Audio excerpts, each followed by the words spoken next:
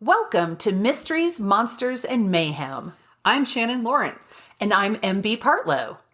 Quick content warning before we get started. This podcast may contain language and disturbing content, so enter at your own risk. Howdy. Howdy. Hat tip. Howdy, ma'am. So, I have a new ridiculous thing to watch on TV. What? There's only 2 seasons of it out, and it's absolutely... it's not going to make you upset. It's not going to tweak your nerves. It's called, Is It Cake? Oh, I think I've seen that pass by and thought if I need something brainless and fun. Oh, it is exactly that. Yeah. And Amy told me she watched it. So the other day when I had by the time this airs, it'll be a while ago, when I had my, annual every 10-year migraine, I was like, I need to watch something. So I watched The Pope's Exorcist.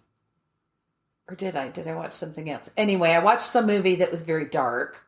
And then I watched, Is It Cake? Because this guy is just all, Is it cake? And it's really amazing. The things that they make, and they're like, and he whips it, he's like, I'm an untrained comedian, and they gave me a machete. And he will... and sometimes he tries to cut it and it's a shoe, but sometimes it's just astounding. What's cake? Interesting. One of our mindless watches is called Jury Duty. And it's on Amazon Prime. I just heard about that. Yeah, James Marsden is in it. He's the only known, and he's himself in it. And so this entire jury and the judge and everybody are actors. And then there is one poor dude who's real and who thinks he's serving jury duty with these people and they're sequestered. Why have I not been watching this? I don't know. It is entertaining. I mean, is it a different one every time, or is it the same? So far it's just the one season. So each episode, it's this guy and just all the crazy shit they throw at him while they're sequestered. Oh my God, I have to watch this now. We were looking up the actors because some of these people look vaguely familiar. And sure enough, they're all bit part type actors. Right. Who's been on, this one woman has been on 20 TV shows on one episode, and yes. So they are probably somewhat familiar. I've seen a bunch of the shows. The guy who's playing the judge, very good, by the way, at acting like a judge. But and he's an attorney in real life, and then also studied acting, and so nice. Yes, but it's just ridiculous. And James Marsden is an alternate, so far he's not on the jury, so he gets to just fuck around. Right. He is so fun, but for a while I really hated him because I hated his character on X-Men.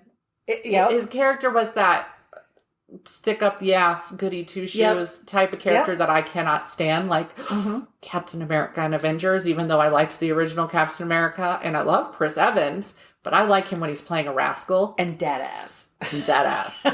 So Marsden is just, he's acting like this big conceited ass. I can't wait to watch this. Yeah, it's a ton of fun. But there's one and the defense attorney just sucks. So you have the prosecution and they have a video reenactment that's illustrating. It's really good. And then the other guy comes up and he's playing his, and it looks like they did it in Minecraft or some shit. And then it morphs and it's and he's and that's it, right? It's just this one walking and the judge is like, is this it? And he's like, well, yeah, there was supposed to be more, but...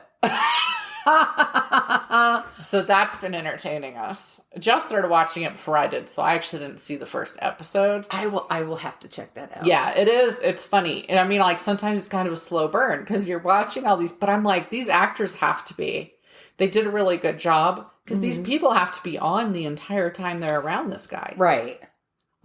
Talk about exhausting and being goofy, and they're just... The array of characters they've got going with them is just fantastic. I also watched A Knock at the Cabin. Yes. Is that what it was called? I believe so. The book is The Cabin at the End of the World. Yeah. By Tremblay. Did you see Paul Tremblay. Yes. Did you see the movie? Yes. Did you like it?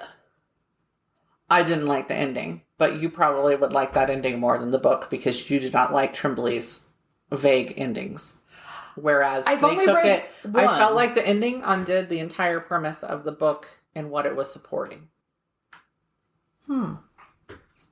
You thought the ending of the book of the movie. Oh, okay. Because when I got to the end, I thought, well, that all wrapped up rather neatly. But and it does not in the book. But you still don't know. They kind of made it so that you know, though. They kind of made it like, here was the answer. Yes. I don't want to say more than that. But, right. Yeah, it actually irritated me. It was, well, because I hadn't read the book, so I was like, well, let's see.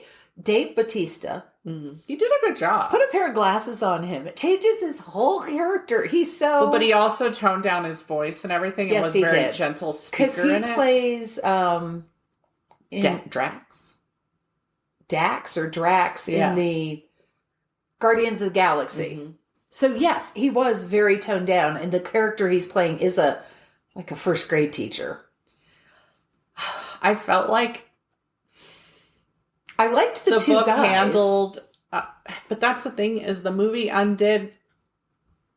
So I've seen a lot of friends who are LGBTQ plus also very unhappy with how the movie ended, and I don't know how to discuss that without spoilers. Okay. So that it enforced kind of a societal constraint involving these gay men that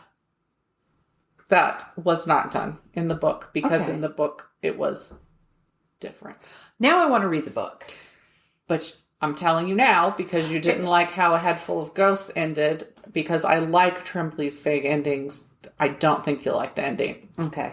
But if you go in knowing that, perhaps it'll make it Sometimes easier. I'm okay. I think it was that specific book for some reason, because I was unhappy with the people, with the characters. Yeah. Way before I got to the ending. Yeah. So unless they had all died in a fiery crash, I probably wouldn't have been happy. Okay. Like Gone Girl, pretty much. Like, these people are all awful except the sister. In Gone Girl, there was a sister that I liked, and that was it. Although in Gone Girl, from a writing point of view, I admired the fact that she got you interested in all these awful people. Yeah. And it was she intriguing, but I also liked Head Full of Ghosts. Yeah. So, because I liked the question being raised, and I liked what it said about society and groups of people. So, I just feel he's very introspective about people, and he does that without it being an obvious bash over the head in his books, but he raises questions. And now that I know that, maybe I can... Because I do, I have read stuff with... Other stuff with ambiguous endings that I don't mind. It was like I was just saying to somebody, a friend from out of town who I haven't seen in like 30 years. And I was like, you know what it is? She's not a horror fan. Mm-hmm. And I said, I like there to be a clearly defined thing that's responsible. I said, I don't care if humanity kills the monster or the monster kills humanity. I just want there to be an outside agency. I don't want it to be a projection of my own insecurity that is ransacking the town at night. There's some, what's the word I want? Literary horror also that I just don't, and it just doesn't scratch the itch for me. Mm-hmm. I like a clearly defined monster. That's my personal, I'm not saying anybody else has to. But yeah, I don't care how it, as long as there's a clearly defined monster, I don't care how it ends. Okay. All right. Well, I liked the book, so. Okay. I'll give it a try. But I heard people talking about the differences between the two. And of course, it was before today, so I don't remember any of what people were saying. Yeah, and I will say I was annoyed by the ending, but until I saw that discussion happening in the LGBTQ plus space, I hadn't thought about that. But then once I read that, I was like, yeah, you're right. So. Well, if I read it, I'll come back to you and you can fill me in. Okay. Did you go see Barbie? I have not yet. Have you? No. Well, if I get there, I'll call you. Okay. I'll message you. I'm going to Barbie. It's breaking records left and right, which is fun. I think it's funny because I thought it was a joke at first, of course, because I was like, oh, look, a toy movie. Like, it'll probably be good, clean fun, but, you know, like a big marketing. But then, of course, it turned out to be very different. I saw a black comedian talking about the Barbie movie. I don't know if I told you this analogy. He said the Barbie movie is the white woman's Malcolm X. And everybody in the audience kind of laughed uncomfortably.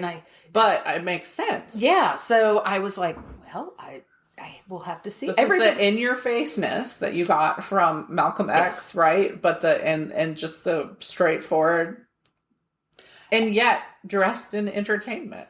I have not talked to anybody yet who said that they went to see the Barbie movie and hated it or didn't like it. I know they must exist. I had a writer post something, but at the same time, she also is problematic in a religious sense. But that was not her complaint. I just don't know how much it was tempered by that because, of course, I have not seen it. Right. She felt there were major writing flaws and she couldn't get past it. And she felt that there was no resolution and that Barbie didn't have a real goal. And I was like, but I can tell from the preview what the goal is. But she maintained, she acknowledged that when people said no, that. And the interesting thing to me, though, that she was kind of looking past is that people in the comments were saying, here's what it meant to me as a woman. And she was like, okay, but that's you projecting or whatever. And I'm like, but you not liking it isn't projecting. So I don't know because I haven't seen it to tell you if those writing flaws exist. There is an online community I'm part of where somebody posted, well, I went to see the Barbie movie and didn't like it and said what she thought of it briefly. I mean, she didn't go on and on and on. I didn't like it and here's why. And apparently a lot of people were like, well, here's how I felt about the Barbie movie. And she just came back and said, I've deleted it. Because it's a community of women. Yeah. So she said, now that I understand how people feel about this movie, I don't want to shit on that. I didn't feel that way about the movie, but I respect that I don't want to stir up trouble. That's not what this is. Nice. And I think that this is one of those things where if you were to voice you didn't like it, you're going to get slammed. Yeah. And so it's one of those things where people cannot be honest if they don't like it. So now I did respect that person was putting out there and saying, no, it's not me having this problem. Mm-hmm. It's me thinking the writing wasn't up to par and that they could have done better and that Barbie should have had more of a hard goal or something like that. I'll be interested. So that'll be in my head when I see it and we'll see. So I did go to 92 Chicken and I did not get a migraine. So, yay! No MS. I was like, at first I thought, what movie is that? It's a cartoon. Now we went. What kind did you get? Oh my God. Oh God. The one I can't pronounce that nobody can. Oh. Yum Yum.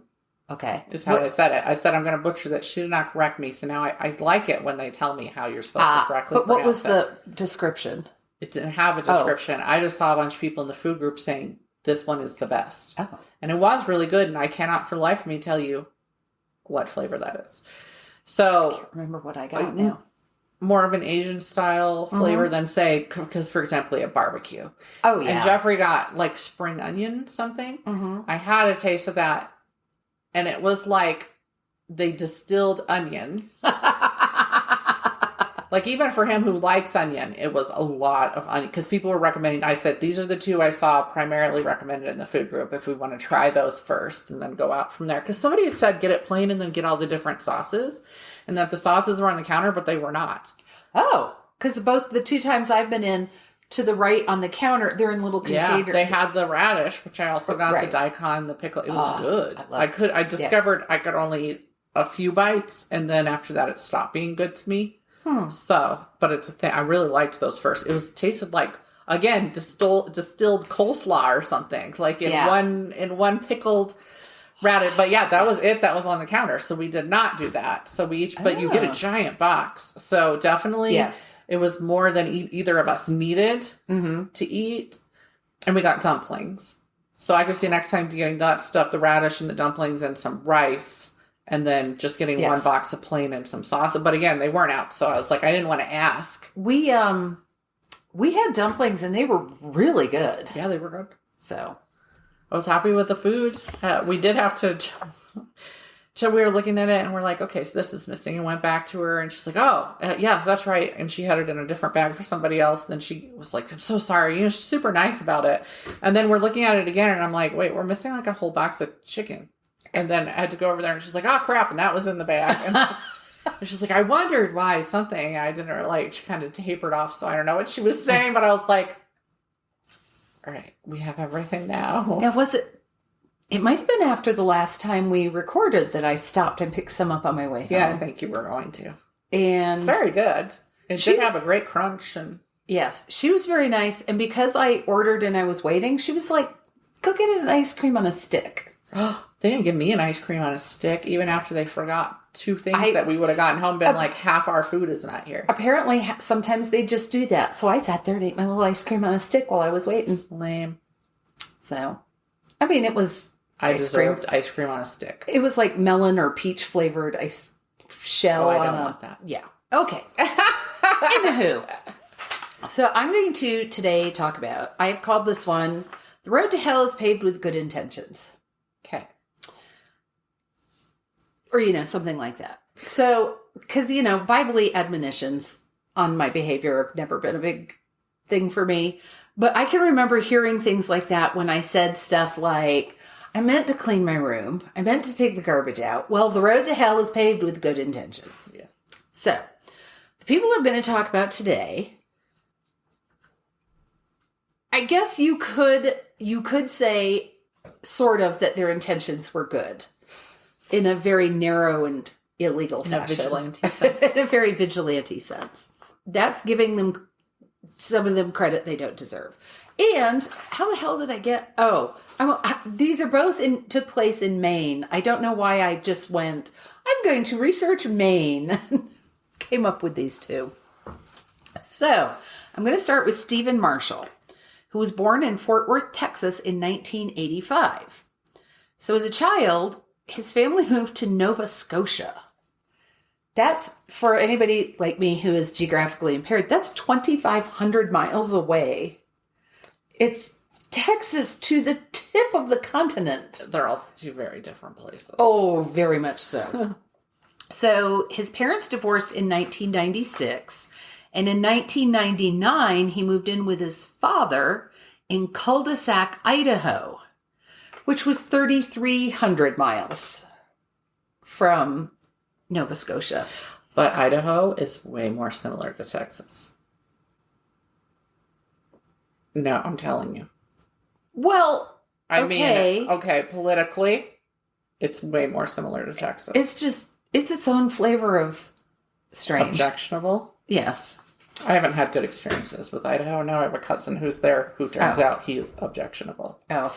I've only been there once with you. Yeah. That was fun. It was fine. So, anyway, I was like, oh my God, what did I do that I don't remember?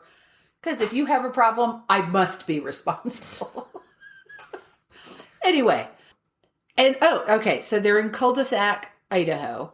At some point, his dad was mayor of the town for 3 years. But that didn't prevent Stephen from being charged with aggravated assault at age 15 when he attempted to solve a fight in his front yard with an AR-15 rifle. Yeah. A little overreaction. Wow. Tiny bit. He did not shoot anyone, but there was a fight broke out in his front yard, so he went in and got the rifle to break it up. Yeah, it'll break up a fight if you bring out an AR-15, yes. I'm pretty sure. So he later moved back to Nova Scotia with his mom, while his dad, and you're going to see what I'm talking about where his dad lives in a minute. His dad first moved to Arizona and then moved to Maine. Good Lord. Like, what the? Pick a climate. These are all so vastly different. Yes. So Stephen tried to enlist in the army, but couldn't because of his asthma. So around this time, somewhere in here, Stephen found Jesus. He's behind the couch cushions. No. He found a violent version of Jesus who didn't have any truck with the 10 Commandments. In April of 2006, Stephen went to visit his father in Houlton, Maine. So to prepare for the trip, he went online and downloaded information, all available to the public, about 29 of the 34 registered sex offenders near his dad in Maine. When he got there, he borrowed his father's truck and took a .45 handgun.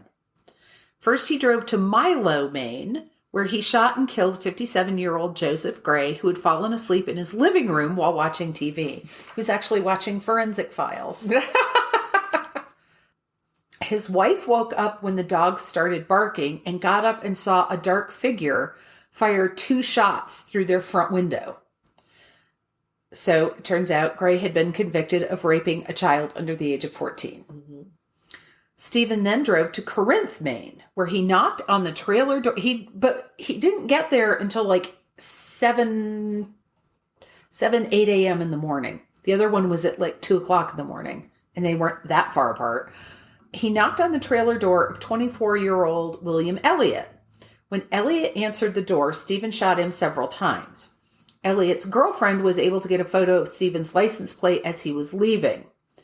Elliott had been convicted of statutory rape of his girlfriend, who was a few days away from turning 16 at the time.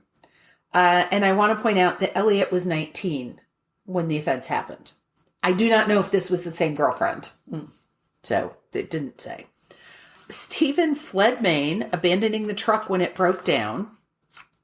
The police were able to track him down, and when they boarded the Massachusetts bus he was on, he was actually near Boston by this time, he pulled out the handgun and shot himself. Police believe he visited the residences of at least 4 other offenders on the list, but nothing happened. I don't know why. Maybe they weren't so easily accessible is the only thing I can figure. And while I would have to say I will never mourn the death of a pedophile, I can't condone his complete lack of concern for collateral damage. He didn't know or care who else was in the home at the time. He drove up, and I don't even know.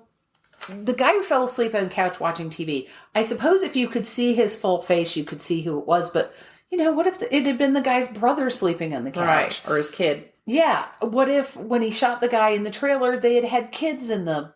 Yeah. So, a small note, and this is not a rabbit hole, this is a Grand Canyon. Small note about the sex offender registry. In 1994, the Jacob Wetterling Crimes Against Children and Sexually Violent Offender Registration Act required every state to either comply with forming and maintaining a registry or forfeit 10% of federal funds from the Omnibus Crime Control and Safe Streets Act. So when you think about it, states are not going to give up 10% of their public safety funding if they can help it. It varies, but generally speaking, offenders are required to verify their place of residence yearly for 10 years after being released from prison, or quarterly if they were convicted of a violent sex crime. There have been, unfortunately, studies of how well these public registries work to prevent further crimes or recidivism are very mixed and very limited. If you know anything about statistics, you know that you can make the numbers say anything you want them to. Mm-hmm. There's no clear answer, but there are people who spent large chunks of their lives. And they're mostly women, they're mostly mothers, who spent a large chunk of their lives and their energy getting these laws enacted, who are rethinking the repercussions of the application of these laws. And one of the big areas where they are worried is about children being added to the registry. Mm-hmm. There have been instances of people as young as 9 being added to this registry because this follows them their whole life. Right. And it is publicly accessible information.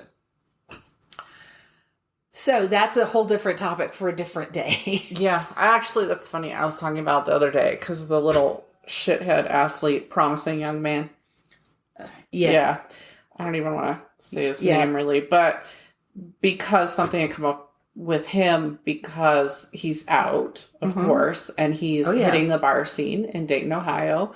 And so women have started their own protective, using social media to say, hey, he was seen here, he's around here. If you see him, report to the bartender so that they can make sure no women leave with him, that sort of thing.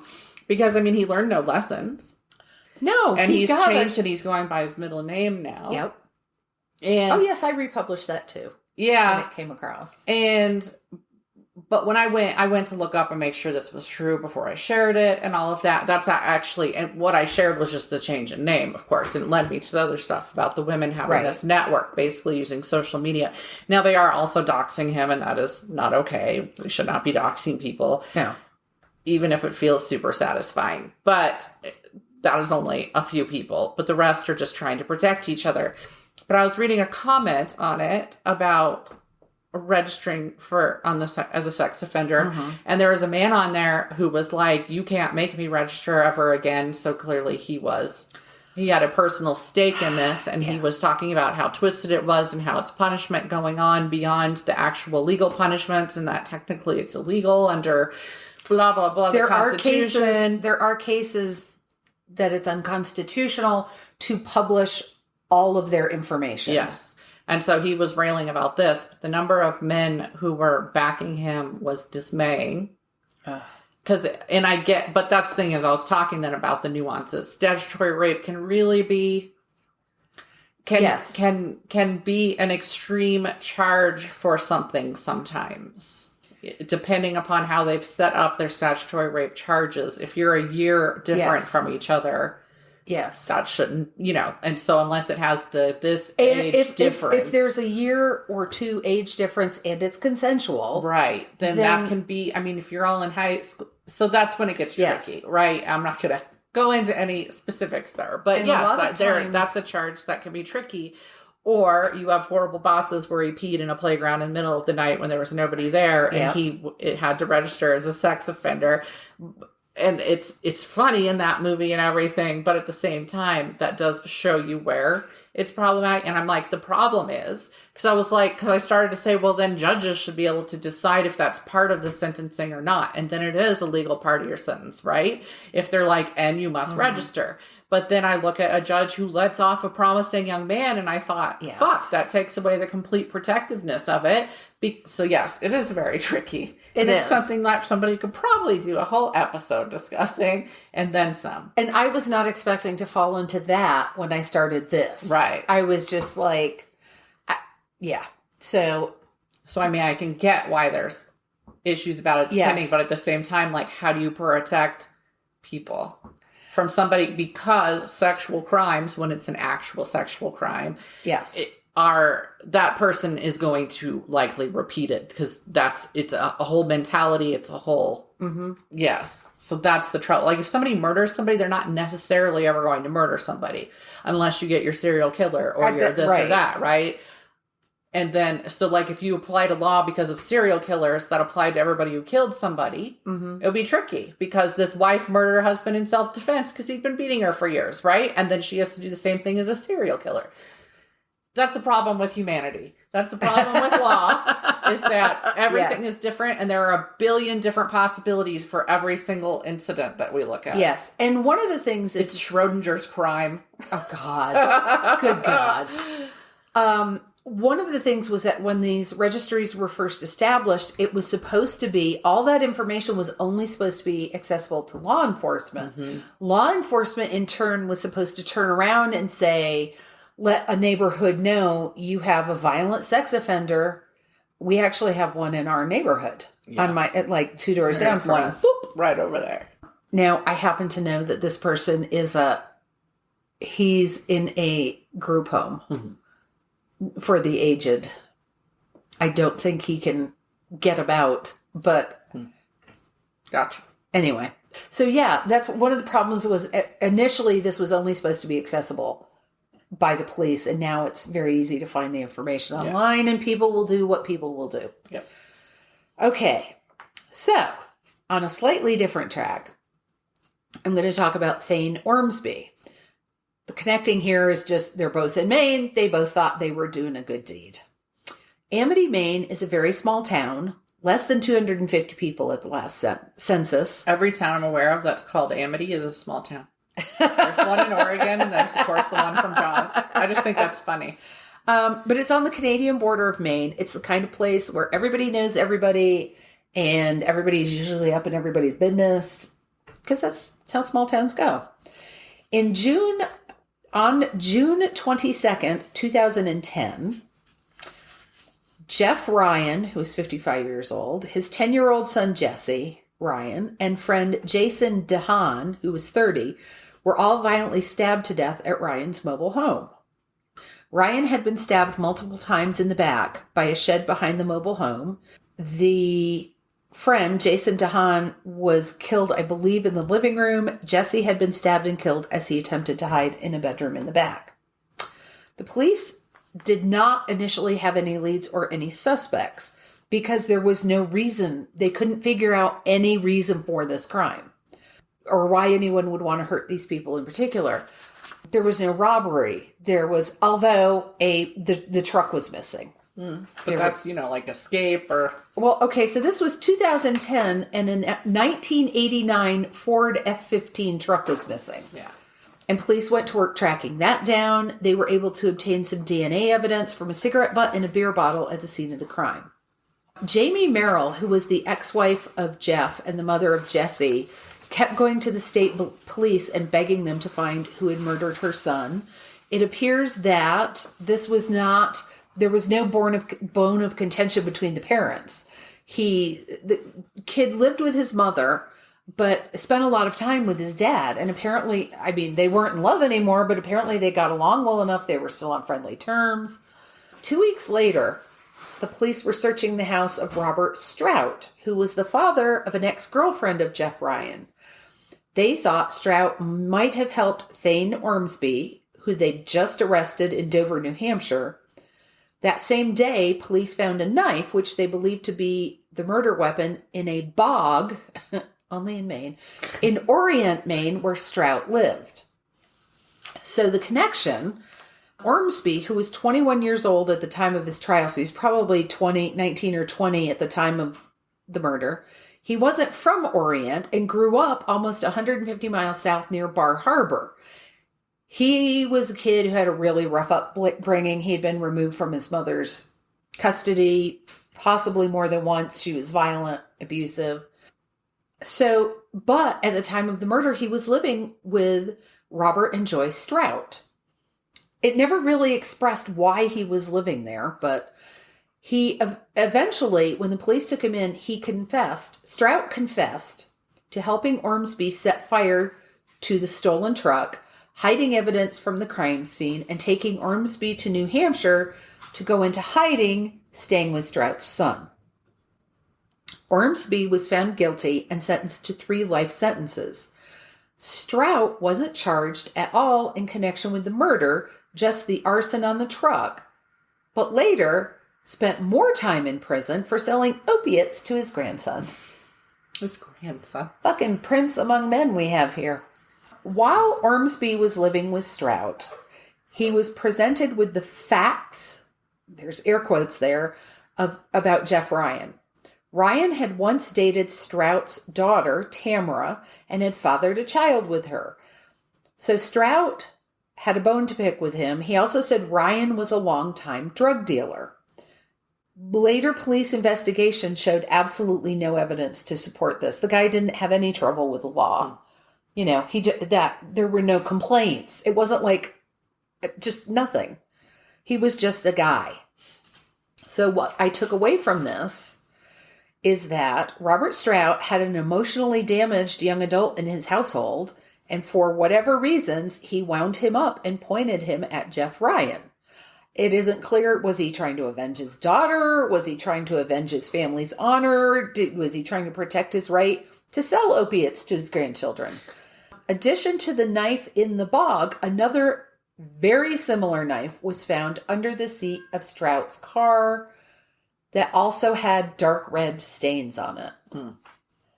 It's worth noting that Ormsby thought he was killing a drug dealer, and that when he heard, he was apparently shocked. He was visibly shocked at the trial to start hearing from the families of the victims and what kind of people they really were. Yeah. He got 3 life sentences plus they tacked on an additional 30 years for theft and arson. Did the person who aimed him get in trouble? No, not for murder. The person who stoked the fire and walked away with charges of hindering apprehension and arson. Nothing connected, and he got 4 years in prison for that. There should be a charge for taking advantage of troubled youth. I believe so. And there's no denying Ormsby committed the crime. And if you're a drug dealer, you still don't deserve to be murdered. That's true. And his sole purpose in going to that mobile home was to kill Jeff Ryan. When he got there, and there were 2 other people there, he just figured, well, now I got to kill them too. Jeff Ryan was outside. Yeah. He killed Jeff behind the trailer by the shed, then went in the trailer, killed the friend, and killed the that's my son. thing. Then there was already something about him that would allow him to have that mentality of, guess I'm just going to kill more people. Yeah. Instead of, guess I'll come back because I only came here for this terrible person. Yeah. Or in my head, terrible person. Yeah. His defense team did try to plead insanity, but the taped confession he made while in police custody persuaded the jury otherwise. It was an awful, awful case. I mean, it's this small town, and all of a sudden, it was the friend's dad who discovered the bodies. His son didn't come home, because his son was 30. So he may have just been looking for him, like he wasn't answering his phone. So he goes by Ryan's house and goes in. Ormsby had removed the friend's body and dragged it down by a creek. So when he first went in, he didn't even know his son was dead. He called the police because he found the young boy. And I think then he found Jeff out back. And then when the police spread out to search, they found his son. Gotcha. And it was just, I mean, just the thinking it's okay to take advantage of somebody like that. Don't get me wrong. He was all gung-ho to murder the guy. But the guy who wound him up bore responsibility, in my mind. And I feel like historically that's happened a lot too, is you take teenagers whose brains are still developing, who have different mentality, who have a different concept of permanence, for example, right? Yes. And consequences. And you fill their head with things and get that result you want, I guess. But there needs to be. Yeah, because this kid was obviously emotionally damaged. Yeah. And how he wound up living with them, it might have been a church connection, but it was awful. Yeah. It was truly awful. So my sources for this were Wikipedia, a News Times article, Q106.5, Murderpedia, Medium.com, Uncovered.com, and the Bangor Daily News. So what you got? What you got good? Have the death of Roland T. Owen. Roland T. Owen, you say? On January 2nd, 1935. See, it's historic. A nicely dressed man walked into a Kansas City hotel called the Hotel President. He signed the check-in card, Roland T. Owen. I'm just going to insert a little something here. To me, looking at the card, and I will post the image, it looked like a J or an S to me. I don't know how they got a T out of that. But anyway. And it also, what weirded me out is that everything said January 2nd. Everything. Including a page or a publication that had all of the police records. But the card says 1/1/35. And I was like, what the hell? Anyway, he listed Los Angeles as his home. Because there was a little spot for you to put where you were traveling from. He asked for a higher room with no street view. So they gave him room 1046 at a rate of $2.50 per night. He had a large scar on his scalp and a cauliflower ear, so they thought he was probably a boxer. A bellhop took him up to the room and stayed while he pulled some items out of his pocket. A comb, toothpaste, and a brush. That's it. He didn't have a suitcase with him. That was his packing. A comb, a toothbrush, toothpaste, and a brush. These he put by the sink. Then he left with the bellboy locking the door. And actually, with the way they did it, the bellboy locked the door, handed him the keys. Right.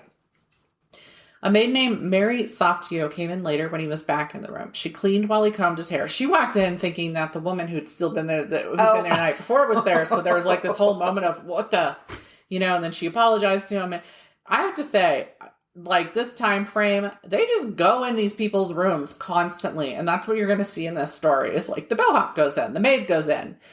And I'm like, what? Okay.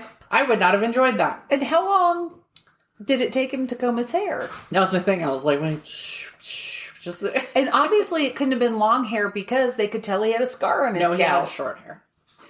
Oh, no. In the picture, I thought, okay, in the pictures I'll post of him, I thought I was looking at, it's so large. It's that I thought he had a patch of white hair in the pictures. Oh my God. Okay. It burnt it. Yes. So it was, I'll say what it was later, like how it happened, I think. But yeah, it's quite large. There's no missing it. There's hair missing from this and like a big they call it a hexagon. Look like a triangle to me, but it's very large over his ear. Oh, okay. Yes. She said he seemed worried or scared. He was very preoccupied. His facial expressions were very much showing this. And that he asked her to leave the door unlocked as she was leaving because he was waiting for a friend. So that way the friend could just walk in.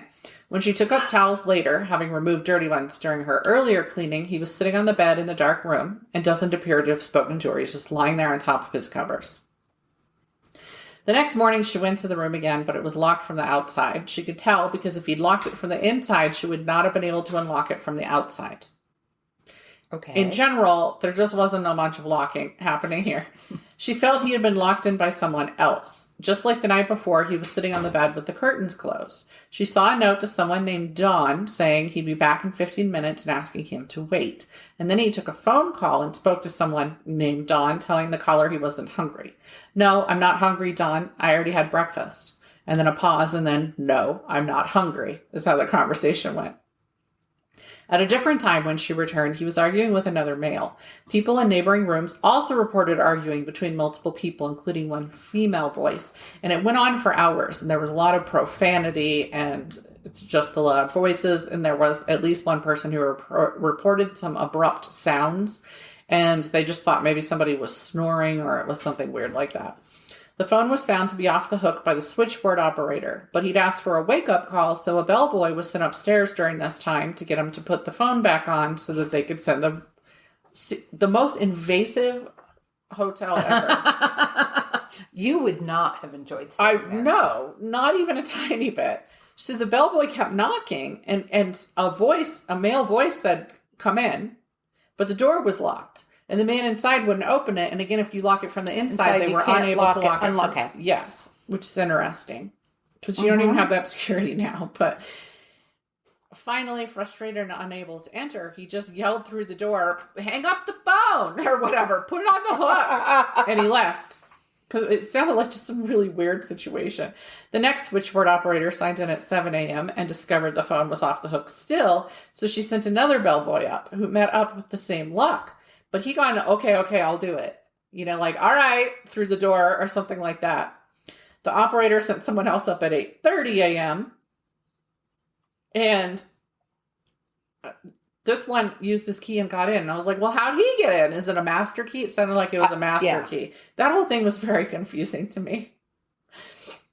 So he found Roland in bed, and he said naked. And I was like, well, how do you know he was naked? If he was under covers. Was he not under the covers? They didn't say. He just said he was in bed naked. And there was a dark spot on the sheets that he thought might be like a shadow. And I'm like, well, it was distinctive enough for him to notice it, though. So was it a shadow? And you'll see why that's a question here in a moment.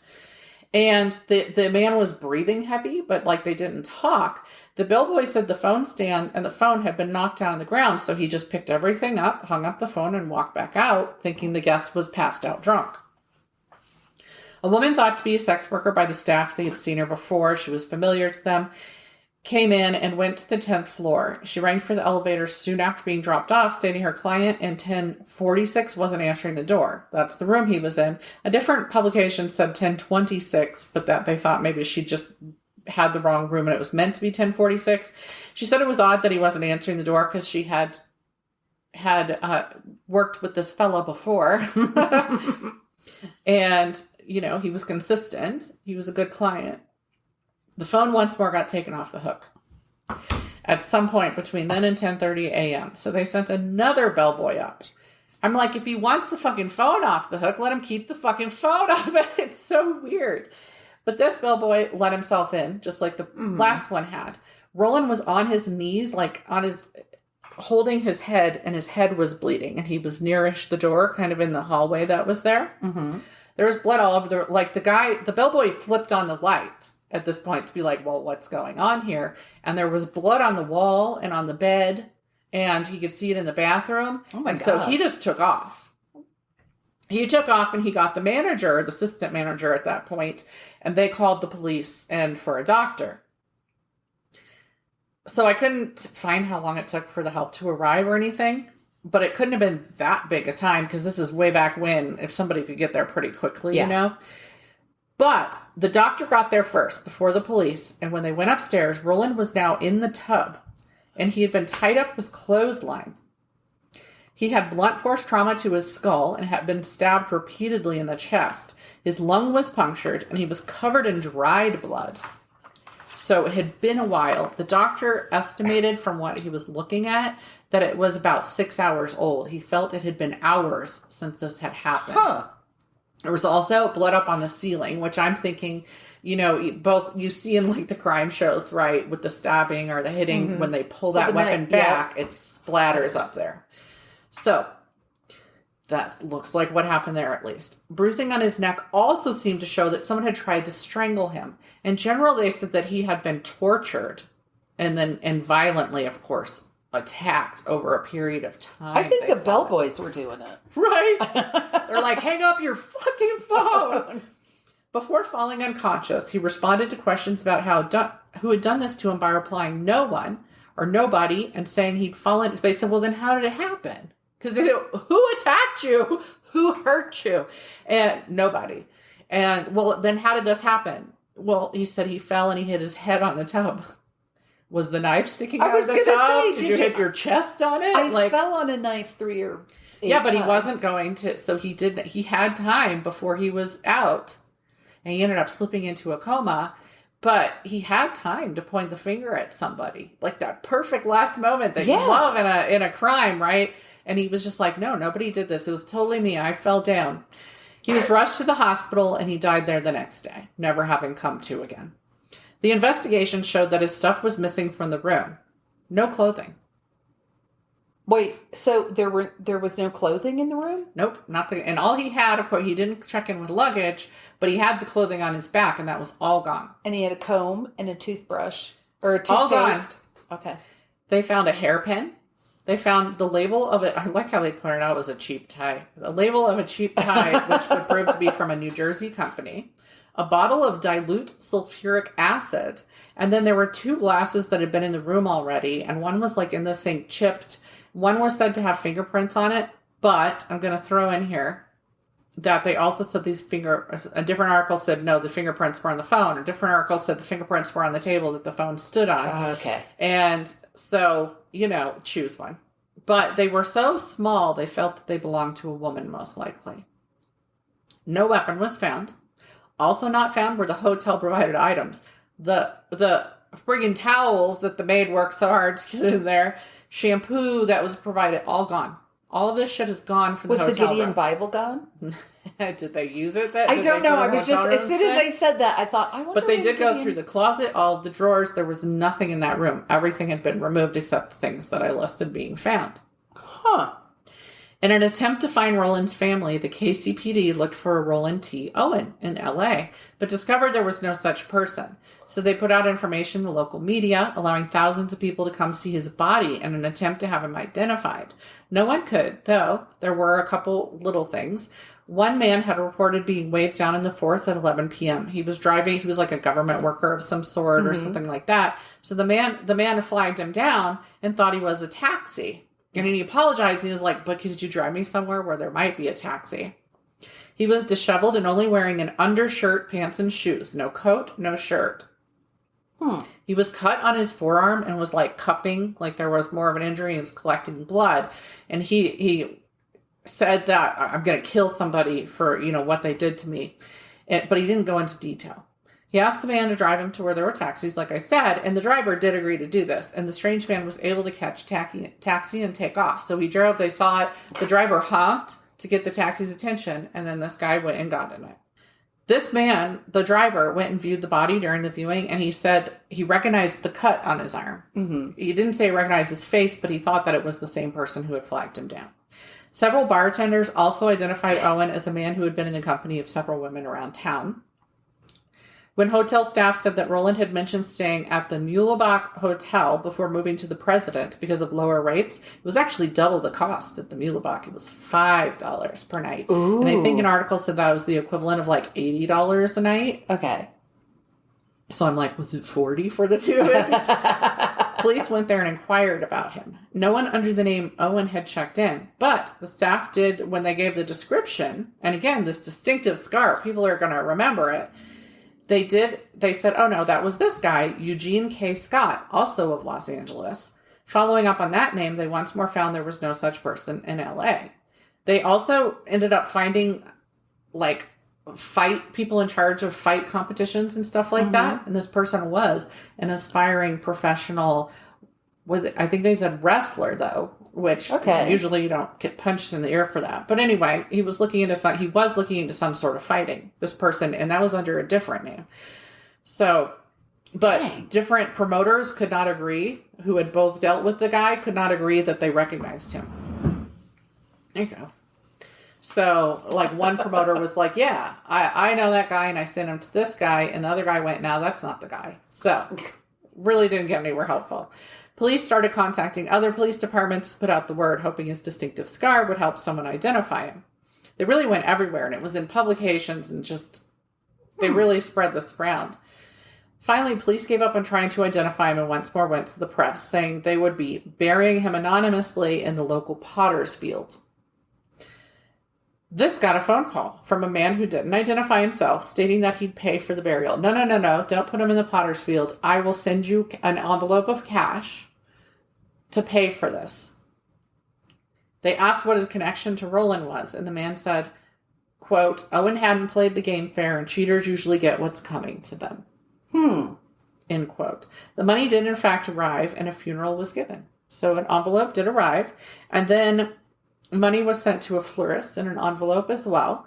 And it was purchased, the roses were purchased, a dozen, they said American Beauty roses. And they showed up, then were sent to the funeral, and they were signed, Love Forever, Louise. Possibly the female voice in the room that was heard that night during the arguments.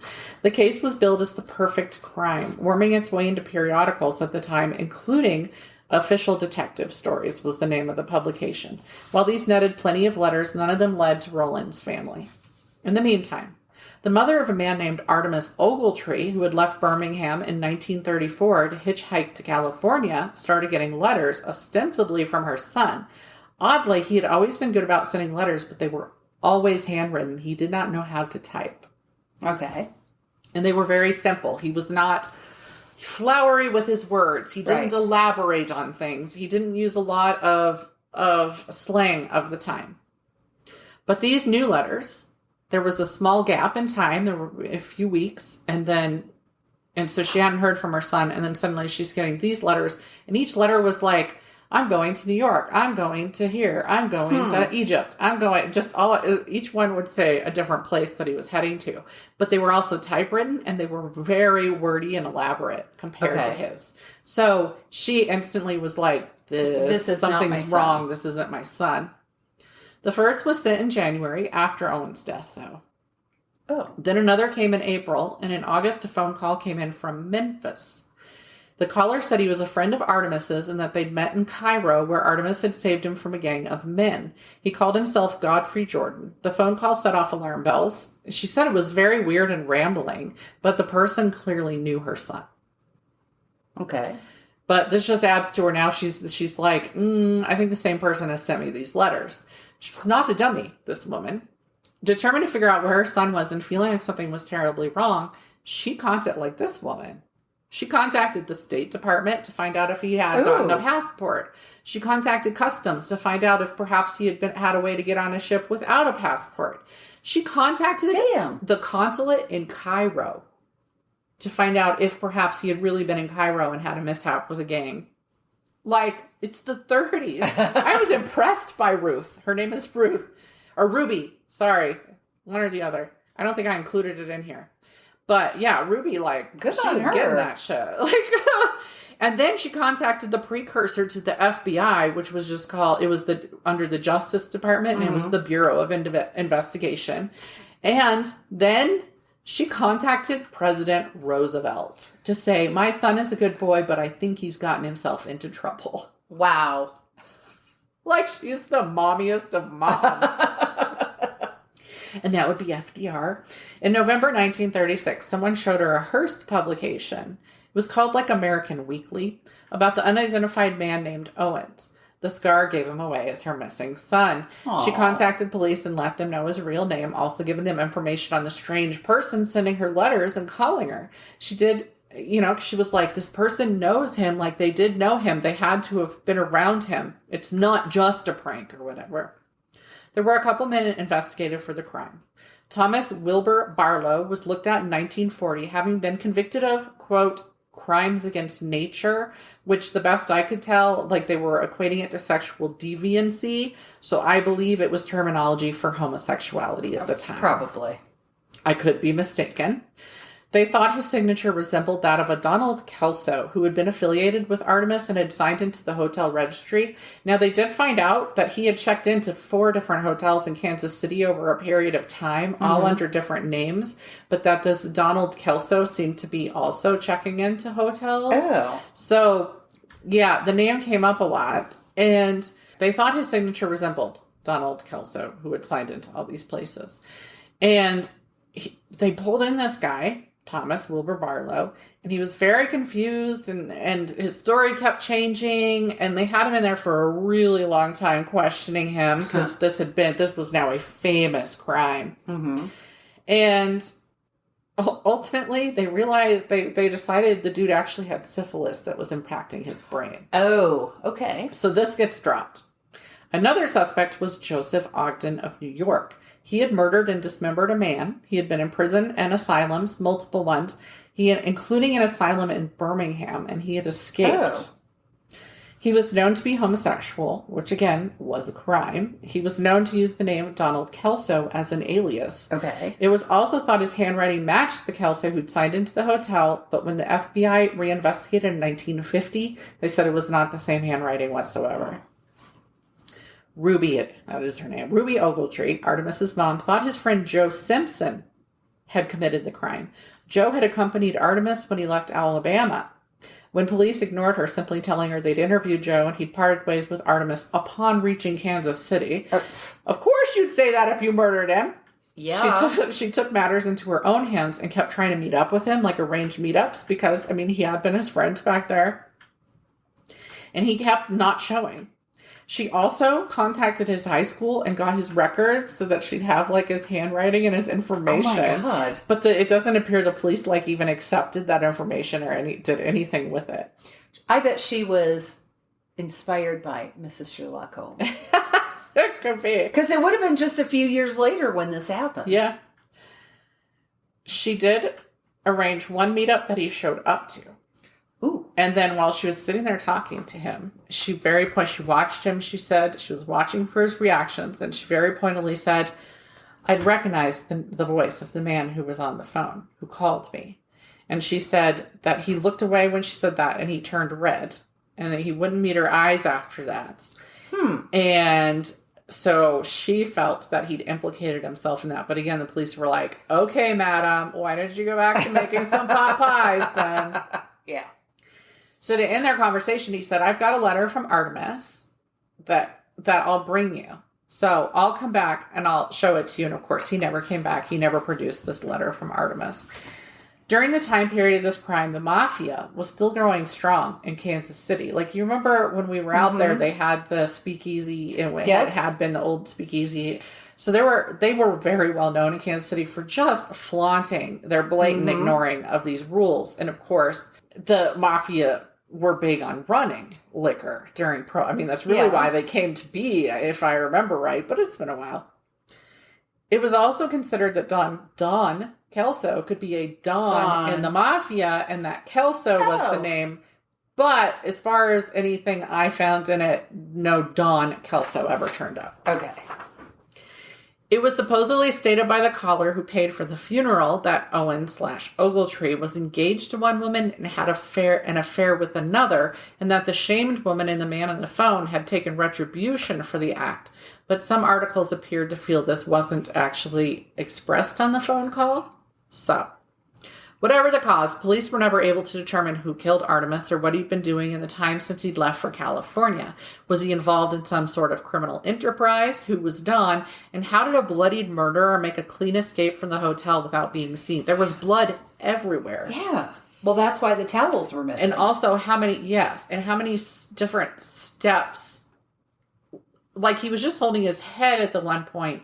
The bellboy Right. didn't say the stab wounds. Like, and how was he in the tub tied up when he came back? Like, was somebody just in a different room on that floor watching and then, like, doing shit? That's so was weird. there more time in between there than the bellboys are admitting to? Right. Than the bellboys admitted to. Yeah. So That's just bizarre. All very strange. In 2003, a librarian in Kansas City, whose blog I also got information from because he did a 2-part blog about the situation. But he got an anonymous phone call from someone saying they were taking care of a dead relative's estate and they had found a box of newspaper clippings about the story. And they said they had an item that had been mentioned in the newspapers then, but they didn't say what it was. They didn't identify themselves and they never called the librarian back. Huh. So I don't know if they were contacting the librarian asking questions about this because they thought, he was the Kansas City Public Library. So maybe they will someday, but that was 2003. So that was 20 years ago, which is weird to think about. And they have never heard from that person again. So they were curious, but maybe they did not want to get that person in trouble, even though they were dead already. Who knows? But intriguing. I would like to know what the item was. Like a comb or a brush he didn't have a bunch of stuff. So how distinctive could it be? That was one hell of a comb. Or a tie with a missing label. Like, I don't know. Okay, my sources. All That's Interesting, Kansas City Mag, Wikipedia, al.com, which is Alabama News, Kansas City Library Blog. And the two I got the most out of were Kansas City Library Blog and Kansas City Mag. And Kansas City Mag had gotten, apparently if you go to their website, they have all of the files because they got all of the police files and such. But it wasn't easily findable, so I wasn't going to spend time on that. I just read the article. They wrote up about it. But, I can't remember which one. I found something that led me to an article, and I'm like, I'm sorry, I'm not subscribing to every tiny newspaper in the U.S. just to get one piece of information. No, that was the frustration, because I ran into that with last week's episode with smaller Georgia periodicals. We're all trying to charge for me to read it, and I get it, but it's not going to happen. Right, I get it too, but no. Yeah. Just going to hit that. I do have a way around a paywall somebody sent me, but I always forget I have it. I know it's a link and you plug in the link and then it'll go through the paywall somehow. You need to find it and send it to me. I don't know. I'm like, is that illegal? But anyway, I always forget I have it, and also it takes energy, and then I'm just like, whatever, I'm just not going to read their paper. So they have one fewer read now. Yep. So if you've got ads, you just lost out on that. Mm-hmm. If I'm paying for it, there better not be ads. But anyway, yes, I don't think I'd ever heard of this one. I don't remember hearing of it. And I didn't say in there, but the explanation for the burn was that it had been hot grease that had splattered on him as a child, and so it had left my God. Yeah, so it had left that scar. That's a lot of grease, and that's, Yeah. That the hair never grew back. Wow. Ew. She didn't mention the cauliflower ear. I didn't see that anywhere, but, I could see that because wrestling back then was different than wrestling you see today. Yeah. So I don't know, and was it wrestling or was it pugilism or was it, I have no idea. So I decided not to follow that rabbit hole into the promoters and all of that. And they had everybody's names and they had all this stuff. And I was like, meh. The bellhop and the maid thing blew me away. Just reading it, I basically had to choose it because different ones, they had the maid going up there 5 billion times in one of the things. And I was like, this is preposterous. I'm not repeating every time she went up there. Because it was like she knocked and a voice was like, what? And she said, I'm just bringing towels. And he said, we don't need any. And she was like, that's weird because I took all the towels earlier, so I know there's no towels. And then she came back later, and I'm like, just let the person be in the room. Okay, do you think maybe the operator said, oh my God, their phone's off the hook. Go get them to hang up their phone. Do you think maybe the bellboy went, okay, fuck that, and never did it? Right. That's also a possibility. They're making up some of these stories about, well, I saw him and he was naked.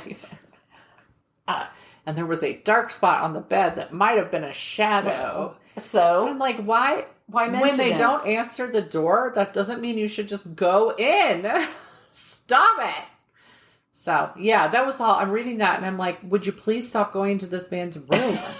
He was actually just really irritated. And yet not one of you checked when there were yelling voices in there. Yeah. As invasive as you were. And they never found the murder weapon, the knife, did they? Nope. So I found it interesting. There was a whole section in there about the dude who ran, because then the elevators were manual, right? There was somebody running them. So he was there all night, and that's how he knew about the sex worker and had chatted with her about where she was going, because she came back and went to a different floor and stuff that same night. And but there was a man who came with her. There was so much more. There was a man that came with her at one point, and they both got dropped then on the 8th floor next or something like that, but then they left separate. And so there was just a lot of weird little details, and I was like, and how is that pertinent to this dead man on the 10th floor? But then one wonders, if you had to take an elevator that was run by a person, how a murderer got out of there. If there was blood spatter everywhere, how was there nothing on him? Or were there steps that you could take and just nobody took them? They didn't say anything about whether there were steps, and there wouldn't have been the same fire codes necessarily. The maid did it and hid, or a bellboy did it and hid the bloody stuff in a laundry cart. Yeah. So I mean, there's a lot of unanswered questions. There's no telling. Obviously, I don't know. So yeah, but interesting. Yeah, it's almost like a locked room mystery, except everybody had a fucking key. But then they said if it was locked from inside, they couldn't unlock it. And then, then later they're like, but this bellhop did. And I'm like, was it a master key? Because I assume you would have to have a master key if people could lock themselves in a room. I would think so. So was it the boss bellhop? Like, was it Jerry Lewis? What was it? That's it. It was Jerry Lewis. It was Jerry Lewis. Yeah. He just fumbled his way right in there like normal. Bumbled. Lady. Hey, lady. So, yeah. Intriguing. For as invasive as they were, like knowing when his phone was off the hook, somehow somebody still went in there and managed to brutalize him. Stab him repeatedly. And then pound his head in and how could somebody not have heard that? And strangle it. Like, Jesus. Yeah. That sounds like more than a cheating thing. I mean, like cheating on a woman thing. It's like cheating a mafia person. Now that, yes. But even then, they were usually far more organized. I don't know anything about Kansas City. I know I've read about the Vegas and the LA type ones, and I know how they did things, and it was clean. Yes. They were very organized and very this was not clean. This was torture. Or it was not done in a public place. Right. So if they were going to shoot someone, because you wouldn't want somebody to track you. Yeah, you would do it in an old warehouse or on a cliff or, Yeah. So you could push the body into the ocean. Right. Or river. I know there's not an ocean in Kansas City. I'm in LA. Upon a time there might have been. There was an ocean here. True. Inland sea or some shit. But yeah. It's just intriguing. Huh. It's a locked hotel mystery because it all took place in this. It's like a Faulty Towers mystery. Yeah. Knock, knock, knock. Can we come in? Can we bring you towels? No, I don't want any towels. But you need them. Can I come in? Yes, you can. But it's locked. Cool. Sucks to be you. We're having fun in here. Go ahead and come in. Can you come in? Like, how taunting. Yeah, come in. Do come in. It's locked. Come in. Okay, cool. Yeah, half of my interest in the story is just how bizarre it was to go to a hotel at that time. Mm-hmm. Just leave the towels outside the door. Thank you, ma'am. Yeah. Because they were like, then she came back later that night to bring towels again because they hadn't taken them the last time. And it was the cheaper hotel. Yes. So half price even. How good was the service at the cheap no-tell motel? Jeebus. I don't know. Maybe they actually left you alone at the more expensive hotel. I do not know. Also, they were like, and then a different bellboy went, and then a different bellboy How went. And many I'm like, how bellboys? many bellboys did you have on staff at any given time? There was so much to this that had nothing to do with the crime that I was utterly fascinated by. And they did do a whole, this was what was the library blog that I read, did a whole thing on here are all the things that were happening when this crime occurred. Oh, like I you love like that. to do. See? Yeah. So that was fun. I do love but that. it's not included. Wow. All right. So. It is that time again. Are we going to sing a goodbye song? Sure. Great. I don't have The one. answer to that is always no.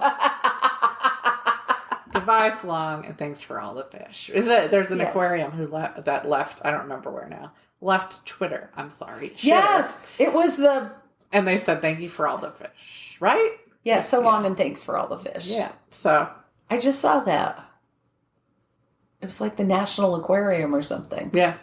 Well, of course they left. Shitter. X. I refuse. I read that the X in some Asian country makes a SH sound and there's therefore shitter. Okay. And there we are. That makes this absolutely more sense than X. everything else. Yeah, X. Like the more that you learn about a certain someone, the more pathetic they get. Okay, does X not sound like a body spray that middle school boys use? He tried to name a previous company of his X, and they were like, that sounds pornographic.